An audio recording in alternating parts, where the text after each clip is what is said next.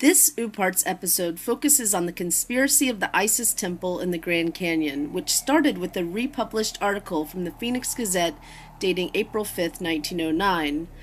I went on a journey across the United States to examine the facts of the article.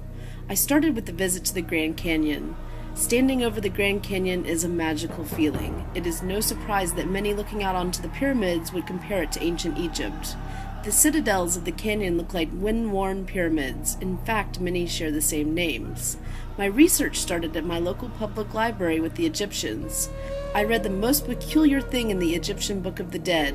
It said the ancient Egyptians used to say, "The world fears time, but time fears only the pyramids." Why would time fear the pyramids? Is it a reference to quantum physics and the idea of planar fields, a higher connection? This is a small example of why the people of ancient Egypt fascinate us. There's a knowledge that we feel or see that we lost and we hope to understand again. The conspiracy of the Isis Temple in the Grand Canyon started on the internet with an article in the Phoenix Gazette, so I headed to Phoenix, Arizona. The article claimed that an archaeological expedition funded by the Smithsonian discovered an Egyptian pyramid in the Grand Canyon. G.E. Kincaid, an adventurer, led the team from the Smithsonian. Today we might consider these adventurers the first Western archaeologists. During the expedition, he discovered a cave with male mummies covered in clay, wrapped in bark fabric near Marble Canyon. There were carved heads sculpted from tiger's eye, similar to the Malay heads found in Tibet, part of modern-day China. Historians attribute these mummies to the Hopi Indians, but since there's no official record of the expedition from the Smithsonian, there's no way to confirm that was the case. Yellow journalism was at its peak from 1895 to 1898, and continued into the turn of the century. It could be argued that this story, although published in the newspaper, was a hoax fabricated to boost sales. I contacted the Arizona Gazette, who would have inherited the archives from the Phoenix Gazette after it was bought and sold several times throughout the century. They had no comment. I was not able to find the original article in the archives of the Phoenix Library. So, almost a century later, an article was posted on a hiking website written by local climbers who claim to have found two sealed entrances to caves located 800 feet above the Colorado River in the Isis Formation. This is in a different area of the park, adjacent to the Marble Canyon. The climbers could not enter the caves because they were sealed, but they were able to see that the entrances were man-made. The entrances were located in a very remote area of the park, and due to limited supplies of water, they were unable to stay and explore them. I contacted the website and they had no knowledge of the writer or the article. The article posted on their website is no longer an active link.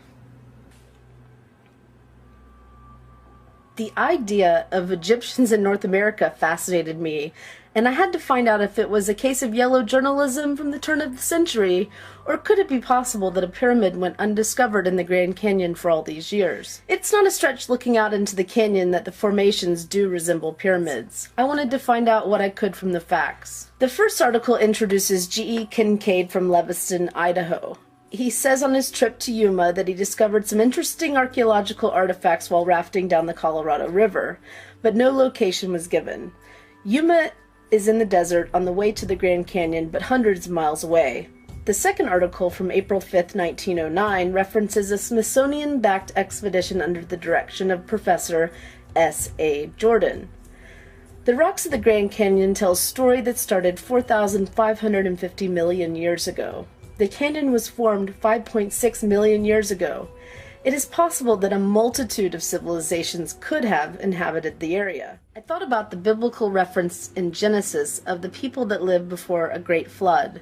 The Bible talks about an antediluvian civilization on Earth. The first historical record is of the Native American Indians that inhabited the area at the same time as the ancient Egyptians. It is possible that the Native Americans had a connection to other parts of the world. One could argue that all of these people living on Earth concurrently could have had contact with each other, just as we do today. My burning question was, could it be possible that there is an undiscovered pyramid in one of the most visited parks in the world? I spoke to the Park Service, and the caves in the area of the Isis Formation have not been explored due to lack of resources. No archaeological excavations have been done in the history of the park's creation, according to the Grand Canyon Park staff. As an objective journalist, I had to admit it was fascinating that no one had explored the caves. In the article, it states that the area of the Isis Formation was close to the general public. The Park Service indicated it would be possible to get a hiking permit for that area. However, all caves in the park are off limits. They told me there was an incident of looting where a fire burned Hopi artifacts in the Marble Canyon cave, so they closed all the caves. The park requires 4 months prior reservation to book a backcountry hike, but walk-in permits are sometimes possible depending on the skill level of the hiker because of the challenge of the terrain. The permits issued do not overlap between hikers to give each person a true wilderness experience. The applicant must have substantial proven hiking experience. Hopi and Navajo artifacts have been discovered in the caves near Marble Canyon for the better part of a century. These artifacts were clearly attributed to those specific tribes of Native Americans. I wondered if those finds fueled the story of the Egyptian pyramid. In 1998, the condor population was reintroduced to the area and now occupies many caves in the Isis area, so those caves are strictly forbidden to visitors. The Smithsonian states that they have no record of Kincaid or Jordan. The Smithsonian has searched its files, having no mention of a citadel in the Grand Canyon. Their official statement is that they have not found a race of Oriental origin possibly related to the Egyptians. Many have argued that because the Smithsonian promotes the theory of isolationism, that this is one of many archaeological cover-ups. The theory of isolationism states that most civilizations were isolated from each other and there has been little contact between them, especially those separated by water. The discovery of an Egyptian pyramid in the Grand Canyon would prove the theory of isolationism false and give evidence to support the theory of diffusionism. This theory states that throughout history there has been a widespread dispersion of culture and civilization via contact by ship and major trade routes. We know Native Americans built settlements in the caves in the canyons near the Grand Canyon. The Pueblo and the Hopi people considered the Grand Canyon a holy site and made pilgrimages to it. A Hopi legend suggests that ancestors lived in an underworld in the Grand Canyon until dissension arose between the good and the bad. Macheto, a Hopi god, counseled them to leave the underworld, then the people of the One Heart climbed out. The first European visitor on record was explorer Garcia Lopez Cardenas, a reported member of Coronado's expedition to Mexico. The canyon remained largely unexplored by American settlers until just after the Civil War in 1869. It is unknown the origin of the names for many of the formations. Charles Dutton is credited with naming some of the formations. He felt that the formations were greater than any one man, so he used the names of gods and mythical figures. John Wesley Powell, another Civil War veteran with a thirst for adventure, is also accredited with some of the naming, but no names can be directly linked to him by historical record. There is not a direct link to any of the explorers to the Egyptian naming of Isis, Cheops, Osiris, and Ra, all located in proximity to each other adjacent to the Isis Formation. I decided to go back to the root of the mystery, the Egyptians. The Giza pyramids were constructed using geometry that we have only begun to understand. Many believe the Egyptians incorporated sacred geometry when constructing the site. Sacred geometry uses specific angles in relation to vortexes of energy. The angles are significant to the Earth, Sun, Moon, constellations. You could argue the universe plays a role in the geometry combined with the principles of quantum physics. All still a mystery as to how it works. Using the principles would allow for the harness of energy in ways that we don't fully understand today. Data gathered from geometry shows that they were built to have a direct relationship with the Earth. There are 25 pyramid inches in a cubit. There are 365 cubits in the square base. There are 365 days in a calendar year. 1 pyramid inch is equal in length to 1/500th millionth of the Earth's axis of rotation.